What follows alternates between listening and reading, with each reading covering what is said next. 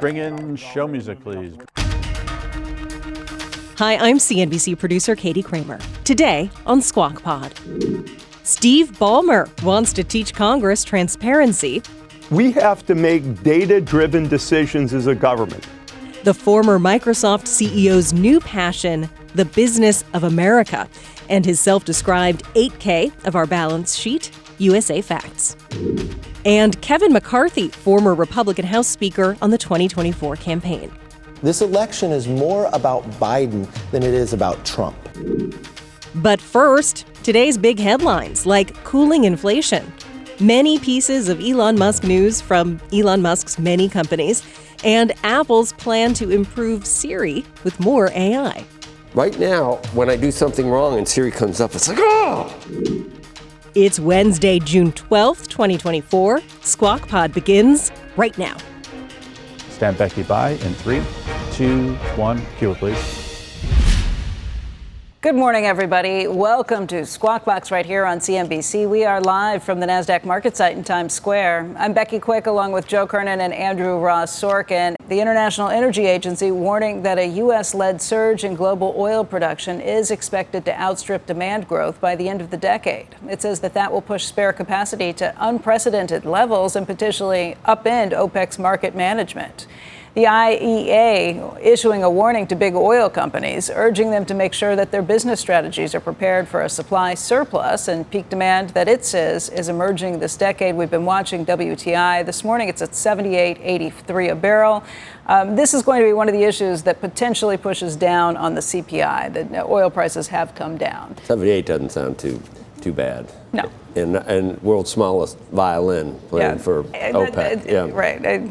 That and the warning to big oil companies that I think are quite capable of managing on their own. They have been diversifying to some extent already. But we're going to need oil for a while. Today's big economic headline, the Labor Department's Consumer Price Index for the month of May came in lower than expected and unchanged from the month before. This is great. This data is welcome. The CPI measures costs of goods and services across the economy. And this morning, it showed that inflation could be loosening its grip on the U.S. The cost for most items included in the CPI were down, except for housing, which did tick up. Housing costs are key in the Federal Reserve's inflation battle. Here's our senior economics reporter, Steve Liesman, who explained the implications of today's CPI data for the Fed's next move. This is not tremendous progress. It's going to give the Fed confidence to cut, but at least puts us back on the road. And I'll give you right now, I'll look it up, the probabilities now, which I'm guessing are a bit higher. 54 was the number for September, and now it's 69. So you've gone from a coin flip to a little bit more confidence now in a September rate cut, and 82% for November. Let me see what the year-end number did. The January 2025 contract, we've gone from basically thinking of 1.8 cuts to 2.2 cuts, which means we kind of restored the second cut here. Not a dramatic move in Fed fund futures, but again, a little more confidence that the end of the year could bring us rate cuts. I've been saying this for 24 hours. I flip-flopped just in time, Steve. It was yesterday. Remember? It was yesterday. It was yesterday. Joe, as long as you... I've been saying this for 24 hours. As long as you gave people a heads up to make the trade, Joe, you're good. That's all that matters. Who talked me into it yesterday? I did. I think you did, and somebody else. Steve can take some credit. Yeah.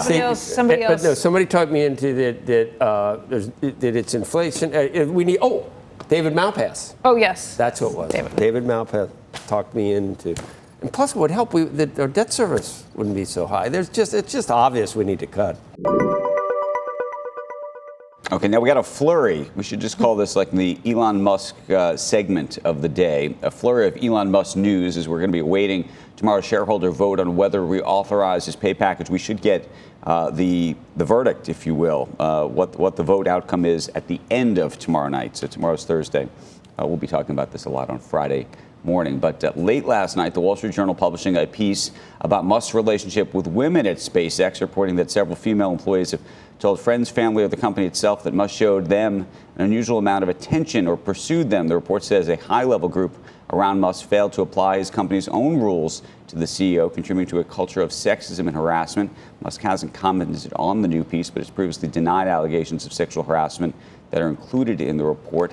And I thought there was one woman who was mentioned in the report who had denied it earlier, but nonetheless, it's all very complicated. Separately, Musk withdrawing his lawsuit against OpenAI and Sam Altman yesterday. Now, we talked about that lawsuit, you might remember, for many a week back, now several months ago. Musk had sued the AI startup and Altman for breach of contract, arguing that it was founded for the benefit of humanity, but it transformed into a for-profit entity. Overnight, Musk posting on X that he would have a lot more to say on this later. Do you understand why he did it? Because was it just in case they weren't going to win or something? I can't imagine. I think it was no. I always thought you're saying why he withdrew. Yeah. Oh, I think it was going to be a very tough case, and I don't think he wanted to lose. Be in a losing position. Yeah. And in many ways, I think he I don't know if he won, but he put out into the public discourse the ideas that he wanted to explore.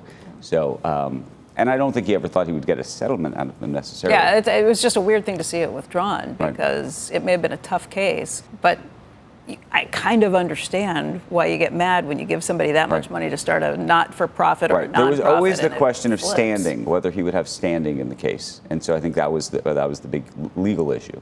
In other Musk news, a Tesla shareholder has now sued him to return billions in profits it says were unlawful. The employee retirement system of Rhode Island holding a stake of about $24 million in Tesla as of yesterday's close. Now, it says that Musk and his brother, Tesla director Kimball Musk, sold a combined $30 billion in Tesla stock in 2021 and 22 and accused them of cashing in before news that would cause the stock to become, before it would fall, to become public. Another separate, I think we're going to be talking about that one for a while.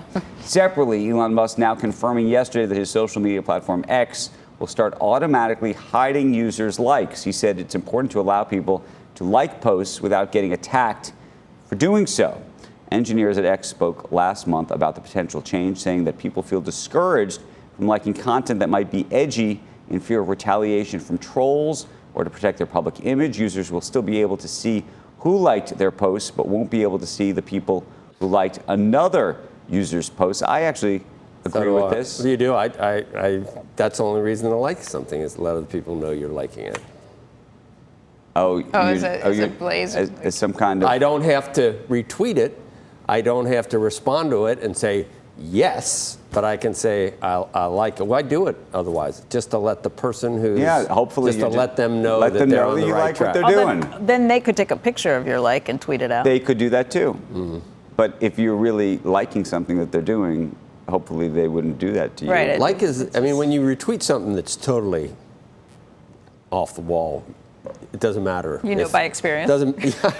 It doesn't matter if you say retweets are not endorsements. People are still going to say, correct. You're sleeping with fleas.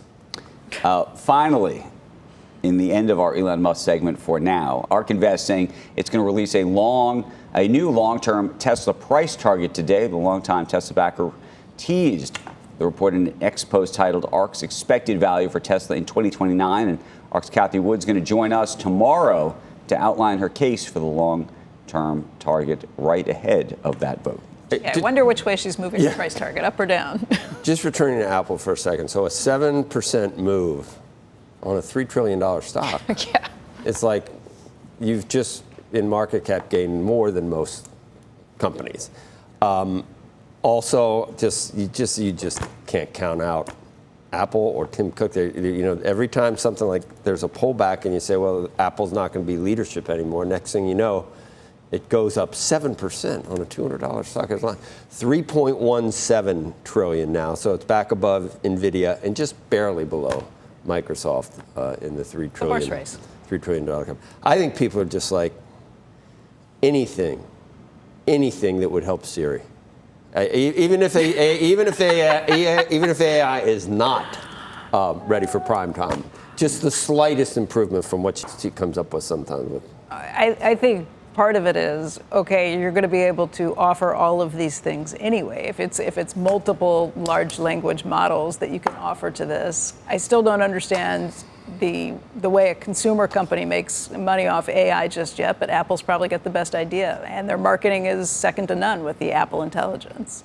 Will they who came up with that name? I'd actually AI? like, Apple? Will it be like a top 3 AI company, or are they too far behind? It's not their AI. Well, I think there's a question mark just about what whether that whether large language models are a B2B business, Or- a correct, B2C yeah. business, or in any kind of business at all. Right. Well, they better be. And 'cause Right. there's like trillions of dollars of No, but it market might cap already. ultimately just be from High a school- productized high school business. composition. I've said it 100 productivity, times on the too. show that it could just be commoditized. Yeah. And it's going to be built into. It's going to be in the phone. Yeah. Google has it. Everybody has it. And by the way, if that's the case, Apple is right in not spending as much on their own and kind of co-opting other people who have already done the work and letting it come in. If it can be a productivity booster and if it can get people to buy the phones and upgrade their cycles more frequently again. Would that cause a 1990 type reckoning, if that's all it is? No, because you're still going to need the chip. There'll still be 4 Still need the companies. chips. I mean, it's the same thing. Back then, you had 100 crazy companies, and that same market cap Yeah. got consolidated into. Amazon. And Right. Same thing will happen in this still case. need the chips. But this is supposed to be exponentially more important than the It's internet. going to be super important. more but I don't know important if than it's- the internet. Well, then I just don't see. I don't see it right now.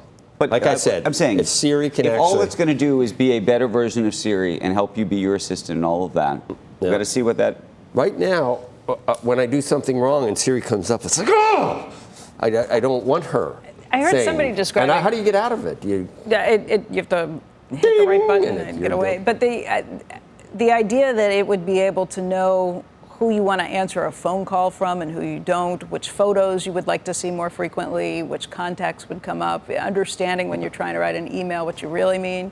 I mean, that would be useful because right I now never know what I really my mean. spell check, when I look back, when I put my glasses on and read back Right. what I just typed, it's like, are you kidding me? I'm always on texting saying, sorry, Siri, constantly. It's like, that's not what I But meant. that's, I Sorry. mean, there's something called Grammarly. There are products that will do a lot of this already. Android, by the way, Google, in terms of surfacing certain things. Would I have to have That they already do this. Google This is Photos not is pretty exactly. good would my at it. text have to be green? I'm not doing that. The new texts are actually going to be a lot cooler because you can reply with tap back, as they say, tap back with any emoji. Are they blue? They'll be blue on your iPhone. Yeah. There's some status. Tease will be next. Still to come, Steve Ballmer, the former Microsoft CEO, LA Clippers owner, looking at how to read government data for better decisions. I've been very blessed financially. I don't know how much I should pay in taxes, but if you're going to increase taxes, I know I'm one of the people who will definitely see an increase in their tax bill. Plus, Ballmer on AI, on basketball. You don't want to miss it. Squawk Pod will be right back.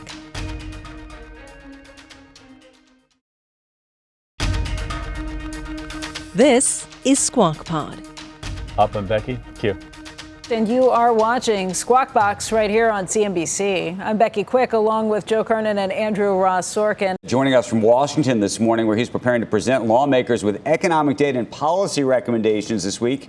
Joining us is Steve Ballmer. He's, of course, the founder of USAFacts, chairman of the LA Clippers, former CEO of Microsoft, which means we've got a lot to talk about this morning, Steve, and it's great to have you on the broadcast. But let's start with the facts of it all and what it is that you are planning to present, and what are you hoping that lawmakers take away from what you're presenting? Well, first, thank you guys for having me on. It's a pleasure to be back.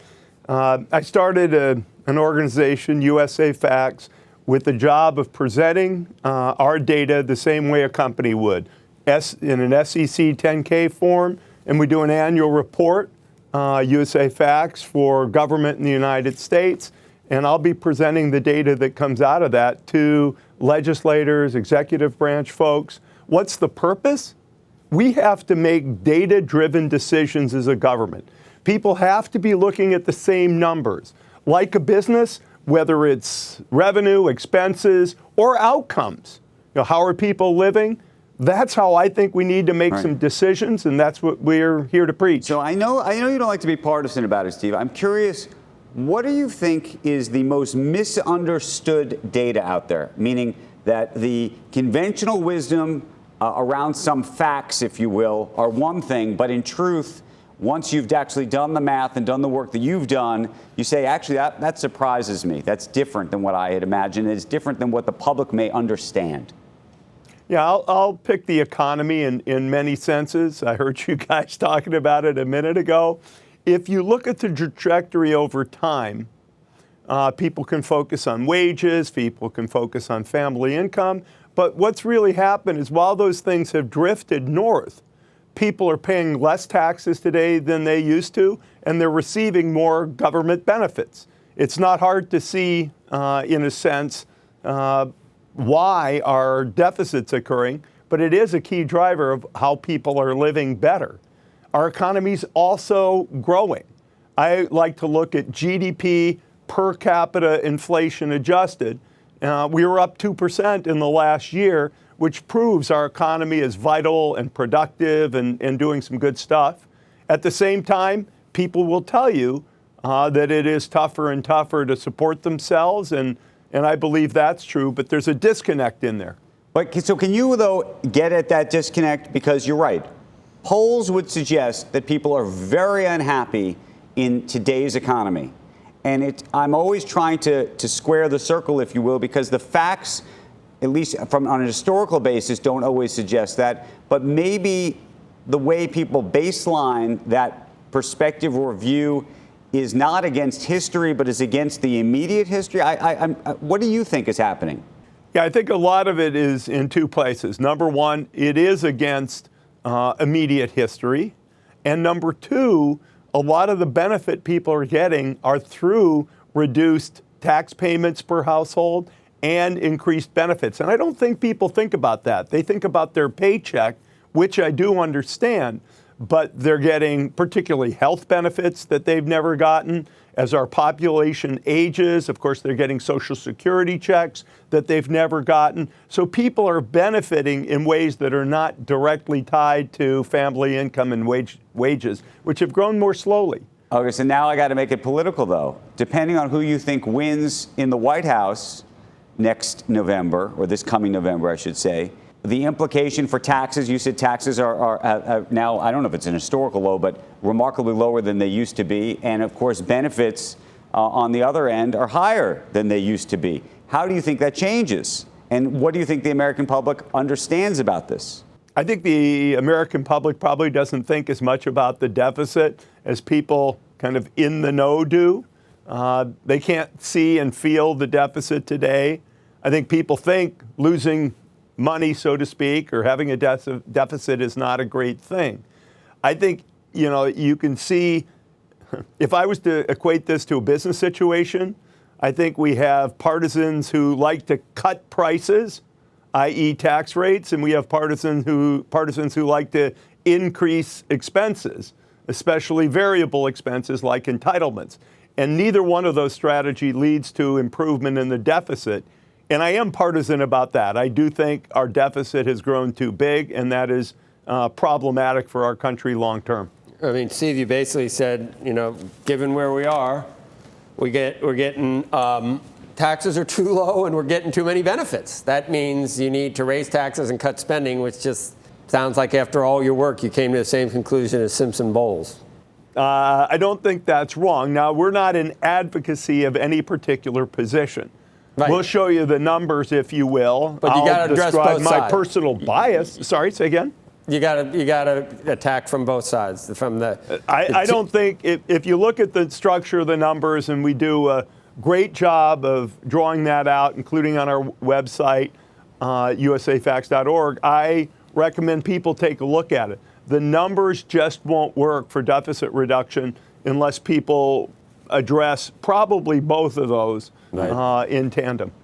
Is there any low-hanging fruit on the list of data in terms of spending that you see that you think if people actually just looked at it, they'd go, okay, this doesn't make sense?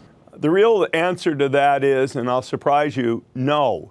I don't think our government is as inefficient as common wisdom would say, really studying the numbers.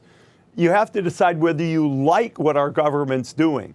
Do we like to support less affluent people with health care? Do we like to provide if you will, the floor, the baseline for seniors?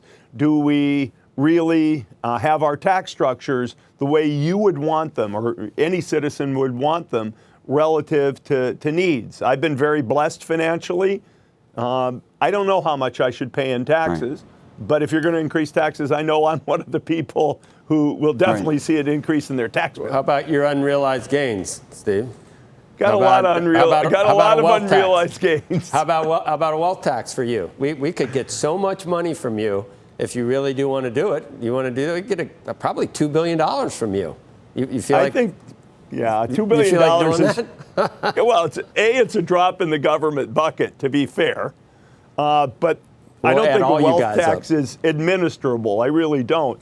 And, by the way, when I pass away, people have plenty of opportunity, government will, to, if you will, tax my wealth through the estate tax. We need it now, Steve. You look really healthy and young.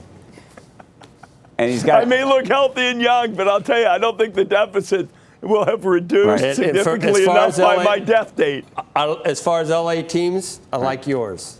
I want to talk about LA teams, but before we do that, I want to talk about jobs and AI, and I want you to put your AI hat on a little bit, given your stake in Microsoft and the like, and also maybe you can even look through some of the USAFacts in terms of where jobs are or aren't, or where they're headed in this country. But is AI, in your mind right now, overhyped, underhyped?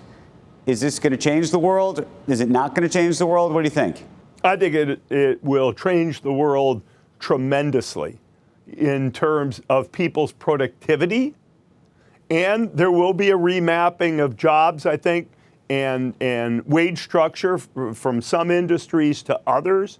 Yet at the same time, we look at what we're doing with USAFacts to collect government data, put it together and publish it. We've seen an enormous increase and expect even more enormous increases in our productivity, which is phenomenal. Now, at some point, will that really then start driving shifts in where jobs exist and are allocated and what gets paid well? Right. I think so. I mean, and it may be surprising in the sense that there may be an increased value of things that people do with their hands physically, like building a building. We're building a new arena. I think those jobs are more likely to stay around for quite a while than some shifts in jobs in white-collar work. Who's the winner of this? So who's going to extract the profit? I mean, obviously you have a massive stake in Microsoft. We've been talking all morning about what, Apple just announced yesterday, obviously using OpenAI, which obviously has a partnership with Microsoft, and whether this is a game-changing product, whether all these large language models effectively become commoditized, because everyone's going to sort of productize some element of this. Yeah, I think the pivot point will come much as it has in past computer waves. Who uses the technology best in their applications, and who drives the technology best into its deep infrastructure in the cloud? And I happen to think Microsoft is very well positioned. Have you figured out a way to monetize? Have you figured out a way that these models are going to get monetized? We were talking about how Apple is doing, this new partnership with OpenAI. How can that really be monetized? We understood when Google was paying Apple a fortune, that made sense because there was advertising revenue on the other side of it. It's much more complicated. OpenAI has not figured out a quote-unquote business model yet. And I don't know who's going to be paying for every time that there's a query from an Apple user onto an OpenAI server, which may very well be an Azure cloud. Yeah, I'm not sure how this business model unfolds for Apple. I'm not an Apple analyst. I see how it is good for people, including some of Microsoft's competitors, in terms of providing the core infrastructure. And I see how it can be monetized in terms of value add in the application. And so it's that interim group, which would include, PCs on the edge or phones, if you will, on the edge. Not sure how that's going to monetize at this stage. Steve, maybe less well than in the past. All right. We're going to have to run in a moment, but NBA rights, the valuation of NBA teams. We were talking to Josh Harris last week, of course, who's got a piece of the 76ers and now owns the Commanders. And this whole idea that, sovereign wealth funds and pension funds are all of a sudden going to be buying up sports teams. Do you think this is a good idea? I think it is not a bad idea, certainly, to open up the ways in which you can finance the purchase of sports teams. I think not only would it help with valuation, but it would also, if you will, stabilize the financings for owners who will still have to buy very large stake for many billions of dollars. But I think it is a good idea. It needs to be done carefully. I like what our league has done, and yet I think we and other sports leagues are going to have to get creative and think about next steps. Are you going to miss Charles Barkley and the crew on in Warner Media here? I have absolutely no comment about that. Okay, well, I'm going to miss him if, in fact, they don't get the rights. I'm just saying. But maybe they'll, This is an interview I wish we had far more time. Maybe they'll for. be on Peacock, so we'll see. It's always great hearing. It's always from great to see you, Steve. Thank you. Coming up next on Squawk Pod, former House Speaker Kevin McCarthy, why he's supporting former President Donald Trump's campaign, and why he says other leaders are too. Even if you're in the business roundtable, there was also, if you wanted to support Trump, you got blowback. Now they're feeling they could actually say what they truly mean, a number of them.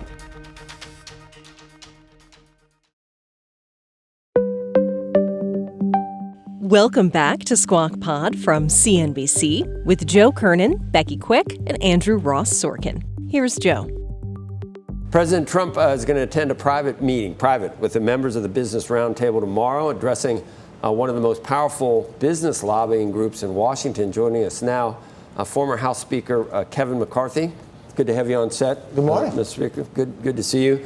And I guess everybody, a lot of eyebrows have been raised as some of the people that you thought might never come back to Donald Trump have come back, whether it's some of the meetings in Silicon Valley and fundraisers or Schwartzman or whatever. But the Business Roundtable, we're talking Josh Bolten, who was chief of staff for George W. Bush, and really it kind of represents the old guard of the Republican Party and conservatives. That group does, in terms of no tariffs and a lot of things that Trump is sort of turned upside down in a populist way.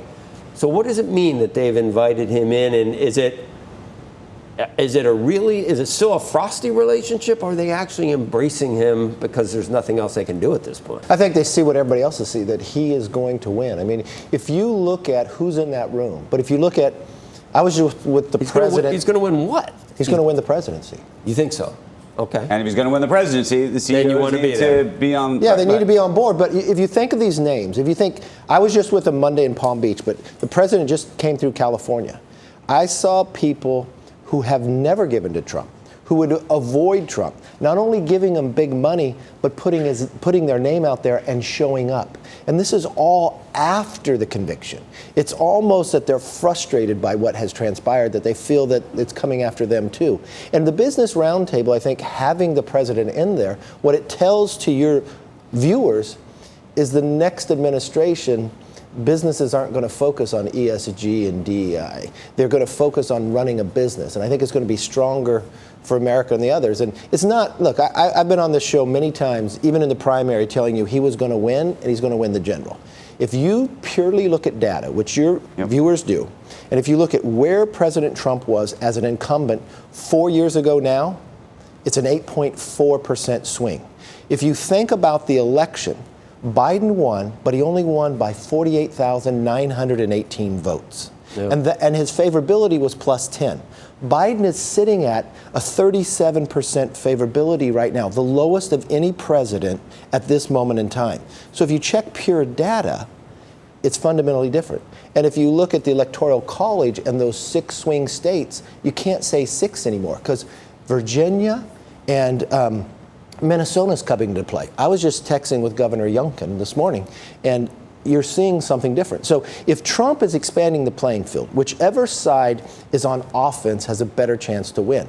The Senate is an excellent map for Republicans. The House, they have a better chance of winning this cycle than they did the last 2 cycles, and we won the best. Ask you about a lot of Trump's stated policies are still not what the Business Roundtable would put on its list priorities. Is it so? Yeah, How do they reconcile 10% tariffs on everything? How do they reconcile some of these populist? But you're assuming the Business Roundtable is right about everything. They've been wrong about China. I mean, I think the one thing when you thought back in 2016, a lot of people were upset with Trump and the Business Roundtable saying he might be wrong about China. Now everybody has shifted back. The Business Roundtable embraced DEI too. Yes. I remember calling those guys. And they were wrong there. And look, when we look at the future, you have people on here all the time about AI. And next time I come back, I got some exciting news of something I'm going to announce following on the things I worked in Congress. If you want an AI future, you really first have to look at the grid. We've got to expand our grid and double it. And who's better to do that than Donald Trump? Can I ask you a question? Do you think that the CEO community and even the Business Roundtable, which of course had spoken out against the president after January 6th, and even prior to that, there were so many business leaders who had joined various committees and things to try to advise the president, if you remember, and then stepped away after Charlottesville and do you believe that they're doing this because it's a binary choice to them and it's who they dislike more? It's that they actually now like Trump and they don't remember what happened before?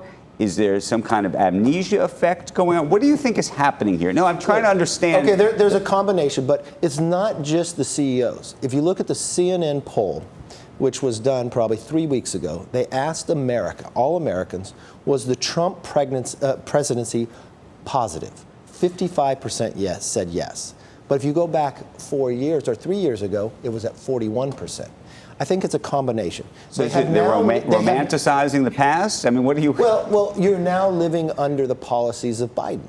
This election is more about Biden than it is about Trump. And so when you look at the current policies, people are more concerned about the border, inflation, and they remember, even if you're in the Business Roundtable, there was also, if you wanted to support Trump, you got blowback. Now they're feeling they could actually say what they truly mean, a number of them. And I think some people, have you laid it out, could be in that position. But it's more so they see a better position on policies comparing these two individuals who have been president for the last 8 years. Speaker McCarthy, there's new Pew Research out that suggests when they polled in 34 different nations, they found that these other nations have more confidence in Biden than Trump, 43% to 28%.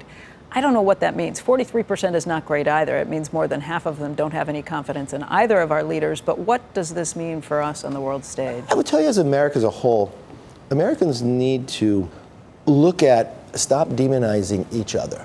We fight over small things instead of planning out for the next 50 years. And that's what I want to come back in a couple months and lay out what we can accomplish there.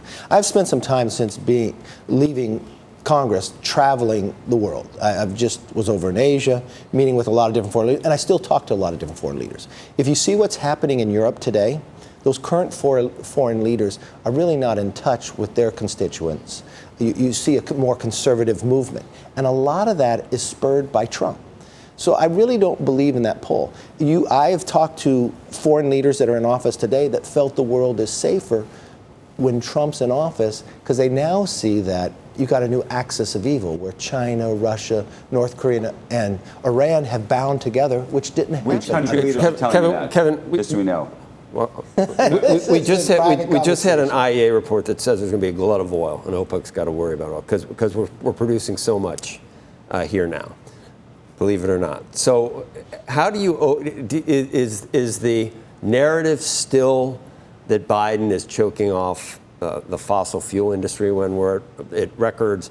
And as a result, how does Trump walk in on day one and cure inflation like he says he's going to do if you've already got basically, 78's not great and gas prices are still $3.50, but we're producing a lot of oil and a lot of fossil fuel. Biden's been unable. I mean, I don't think Democrats probably don't want to take credit for that.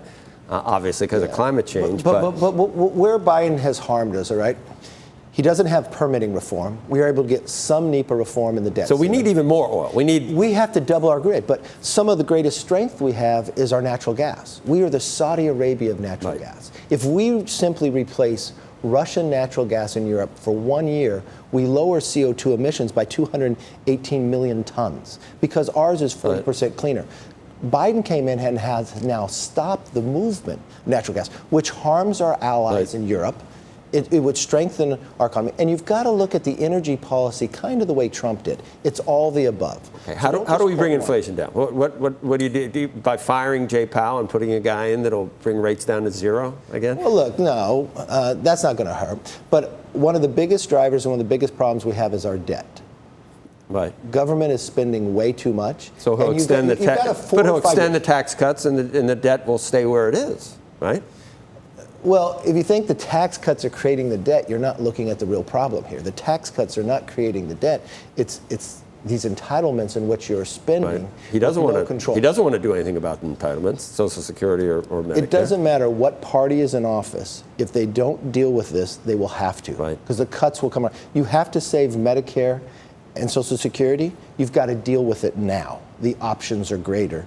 And look, I proposed to President Biden at the time we were doing the debt ceiling, let's deal with it the way we dealt with BRAC. Let's make a bipartisan group. It comes out with an idea. Everybody gets appointments. But you get a vote up or down, no amendments. It's how Ronald Reagan and Tip O'Neill dealt with Social Security in the past. And I think it's put us on a better path. You going to watch the debate? Oh, yeah. I know we got to go, but I got to ask about Mace. Yes. Because we got to ask about Mace. I want to know what you think's going on here, because your leadership pack, I think, is supporting the other side of this situation. I think it reads, the thing I saw within there, if you look at the polling, a Trump endorsement mattered 38%. After the conviction, it mattered 68%. President Trump is stronger today than he has been at any other time. Well, then you're on the wrong side of this one then, right? No, I think what you really want to look at, if you're going to look at the race that's coming up, June 18th is the main race. This is Bob Good versus John McGuire, a state senator, a Navy SEAL. And if you look, President Trump and I are supporting John McGuire. And I think John McGuire is going to have a very big night that night. We'll send a very clear message that the Republican Party and Donald Trump needs conservatives who are willing to govern. You can't say no and solve But these what about problems. the Nancy Mace of it all? Well, I think President Trump's endorsement mattered a great deal for Nancy Mace. Nancy Mace was able to pull out a race last night and able to move forward. Was that frustrate you, upset you? Look, your money. It wasn't your money, but it was your money was playing the other side of this. No, there was money coming on all sides. I mean, people are all concerns about that. Look, my focus right now is making sure Republicans keep the majority. I've been fundraising for President Trump. I'm trying to fill the hole in Congress for the Republican side. I'm looking at the issues from AI, from energy, from China that we dealt with in there. How are we best set when we take the majority? What can we achieve, and where we can move America forward? That's my focus. You see what a quagmire. I'm just saying, there's very strange bedfellows here. It's a quagmire. It's a quagmire. And what happens in a quagmire? You get these two guys running. Thank you. Thank you, guys. Thank you. When I say Joey Chestnut, I just feel kind of sick. Joey Chestnut won't be eating hot dogs this Independence Day, at least not competitively. Major League Eating, who knew? MLE announced yesterday that Chestnut's sponsorship deal with plant-based hot dog maker Impossible Foods, that's all you got to do, eat 40 of those, disqualified him from the hot dog contest sponsored by Nathan's. Chestnut has won the contest 16 times. He said he was, in his terms, gutted to learn that he was banned from the event and had been training. He trains to defend his title. Major League Eating and Nathan said that they went to great lengths to accommodate Joey and his management team. He has a management team, but they prioritized a new partnership. Impossible Foods told ESPN, this is also ridiculous, that they support Chestnut in any contest he chooses, and that meat eaters shouldn't have to be exclusive to just one wiener. Ding! We used to always play ding when we talked about Anthony Weiner, but we don't anymore. Reports say that Chestnut will participate in an unbranded hot dog eating contest on Labor Day competition that's slated to stream on Netflix. And we talked about it off camera, the logistics involved with what it actually means, and none of it makes me, I watch it, I don't like it, I don't want to think about what happens afterwards. Got to go somewhere, either sticks his finger down his throat, or he's on the toilet for like 12 hours. Thank you for that visual. Thank Thank you for sharing the inner workings. And watching it happen, they dip it in water and just, do you admire hot dog champions? I used to watch. Well, I think we've all I actually bet on it. I You bet on did? it. Yes. So you can't say, do you watch? So is the winner of the Nathan's hot dog contest this year going to have an asterisk next to their name? I don't know. Yeah, because he's not there. You weren't going up There's an against over and the an actual under. champion? There's an over like 52 and a half. There is. 52 and a half? Something like that when I won. And he did go over. He has to break the record. I'm just thinking of the plate. Just, what does it do to your stomach? It's the Well, opposite all of a of lap this band. has It's the to go opposite of here. a lap band. It's Yeah, but it stretches out the it stomach stretches wall, for sure. does it not? I mean, can't imagine there isn't risk I involved think there's with a sponsorship opportunity for Ozempic. He would be like, Pepsid is the other sponsor. right, but he would be very That's good with for it. It'd be good Nathan's for right that, now. you know. Not Beano or Pepsid actually Imodium. does sponsor. And that's the podcast for today. Thanks for listening. Squawk Box is hosted by Joe Kernan, Becky Quick, and Andrew Ross Sorkin. Tune in weekday mornings on CNBC at 6 Eastern. And to get the smartest takes and analysis and hot dog eating tips from our TV show right into your ears, please follow Squawk Pod wherever you get your podcasts. We'll meet you right back here tomorrow. We are clear. Thanks, guys.